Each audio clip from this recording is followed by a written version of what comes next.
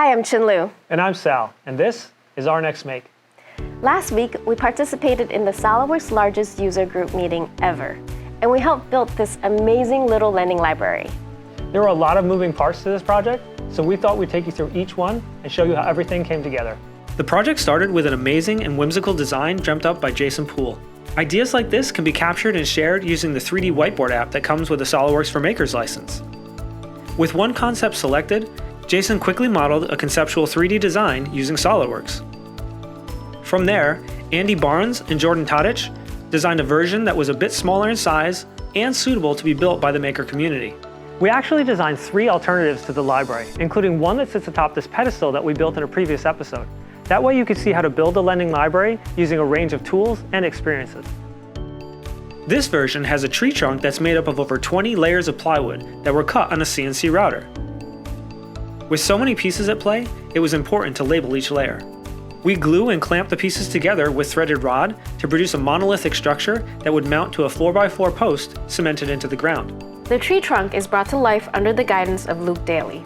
He first breaks the hard edges of the plywood layers with a surform plane. This creates a better shape to which he attaches layers of burlap. He sprays contact cement on the plywood as well as the burlap, and then covers the whole trunk. With the foundation in place, Luke mixes up a batch of a magical material called Jesmonite. It gets painted on the burlap in thin coats to build up the texture of the trunk and produces a rock-hard surface ready for paint and top coat. An alternative to using plywood layers to build up the tree trunk is to hand sculpt the shape around a 4x4 post. That's what Luke did with chicken wire and a bit of cardboard.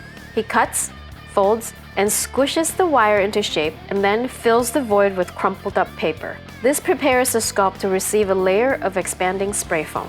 Once cured, Luke and Kirby refine the shape using a hot wire cutter and a surform plane. We first paint the whole trunk a very dark brown, and then dry brush a lighter brown over all the high spots to really bring out the texture of the bark. The 2 central layers of the tree trunk extend all the way up into the library. These serve as a dividing wall between the front and back compartments and add an incredible amount of strength to the build. The walls, floor, and roof of the library are held together with pocket screws. This is a simple way to create a strong joint in plywood projects like this. We build up details on the outside using a variety of small pieces of wood. 3/4 by 3/8 poplar serves as corner and base trim, while strips of 1/8" ply are glued and pinned in place to create clapboard siding. We glue faux leather onto one version of the roof to mimic a book, and on another version, we use the cutoffs from our flying pig automaton project to create shingles. Then the whole library gets painted. Additional details are molded out of resin. Kirby Downey starts the process with 3D printed doorknobs, faux rocks, and a whimsical furnace. Then he builds simple molds by hot gluing together foam board or corrugated board and then glues the prints in place.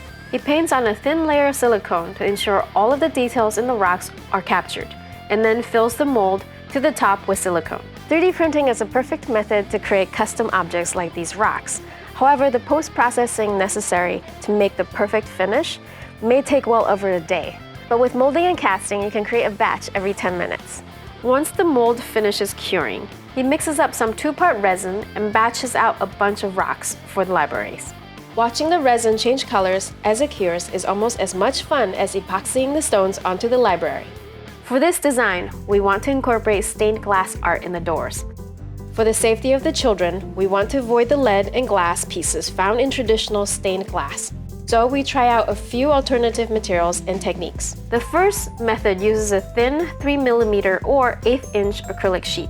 We output vector files from SOLIDWORKS to generate art for the lead lines, as well as the individual colored pieces. We also laser cut a clear acrylic sheet as a backing to glue all the pieces together. The second method doesn't require the use of a laser, but instead uses a vinyl cutter to cut the lead lines of the artwork. If you don't have access to a vinyl cutter, you can create lead lines using thin tape like washi tape or even electrical tape. After applying the leading design on the acrylic backing, we use acrylic paint mixed at a 1:1 ratio with gel medium. The gel medium thins the color and slows the drying time, which allows you to build up texture and colors to get the desired effect. Either method will create a beautiful result for a little lending library.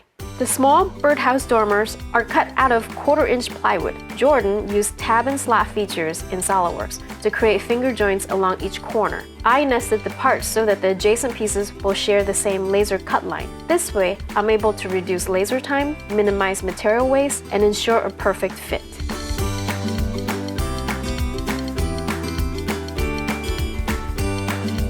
This was an incredible project that showcased the talents of many amazing people, and we were so thrilled to be part of it.